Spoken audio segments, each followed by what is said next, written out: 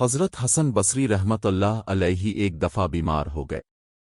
اس کا پڑوسی ایک کافر اس کی عیادت کے لیے آئے۔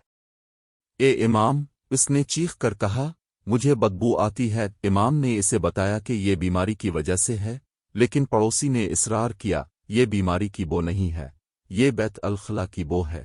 اللہ کی محبت کے لیے مجھے بتاؤ کہ یہ کیا ہے۔